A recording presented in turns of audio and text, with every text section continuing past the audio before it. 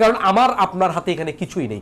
দেশের পরিবর্তনের জন্য হয়তো দেশকে ভালোবেসে আমরা এখানে দুই কথা বলতে এসেছি, কিন্তু বাস্তবতা হচ্ছে এগুলোর জবাব কিন্তু সরকার রাষ্ট্র তাদেরকে দিতে হবে। এখন দেখুন, আমরা গত কয়েকদিন আগে আমরা দেখেছি মাননীয় প্রধানমন্ত্রী কোথাও যাচ্ছেন সফরে, তার ছাত্র সংগঠনের প্রধান যিনি, মনে হয় যেন তিনি ট্রাফিকের দায়িত্ব পালন করছে। এই ব্যাপারটা আমি একেবারে মোটেও বিরোধিতার জন্য বিরোধিতা করছি না। আমি যেটা মনে করছি, যেমন ধরুন একটা বড় দল, তার অনেকগুলো অঙ্গ সংগঠন আছে, এই অঙ্গ সংগঠনের প্রধান যিনি, তিনি তো মূল সংগঠনের প্রধান যিনি, তার চেয়ারটা হবে পাশের চেয়ারটা। কিন্তু আমরা কি দেখলাম, নির্বাচনী এক প্রোগ্রামে দেখলাম, তখনও তিনি প্রধানমন্ত্রী হননি, বর্তমান যিনি প্রধানমন্ত্রী আছেন তারেক রহমান, তিনার পাশে ছাত্র সংগঠনের সভাপতি গিয়ে বসলেন, তাকে এখান থেকে নামাইয়া সামনে নিয়ে দেওয়া হলো, অথচ কথা ছিল তার পাশের চেয়ারটা থাকা, আর সেও বা এই অবস্থায় অপমান বোধ করছে না।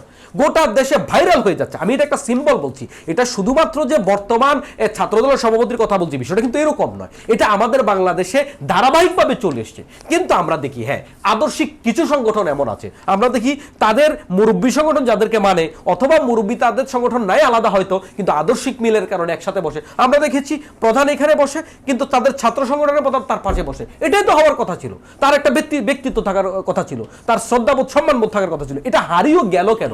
তার কারণ হচ্ছে তার ভিতরে কোনো আদর্শ নাই।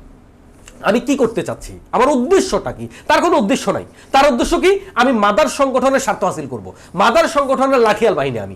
আমার বলতে কোনো কিছু নেই। আমি ছাত্রদের জন্য আমার কি ভূমিকা, তাকে যদি প্রশ্ন করা হয়, আপনি বহু ছাত্র সংগঠনের কেন্দ্রীয় সভাপতি তার সদুত্তর দিতে পারবেন না।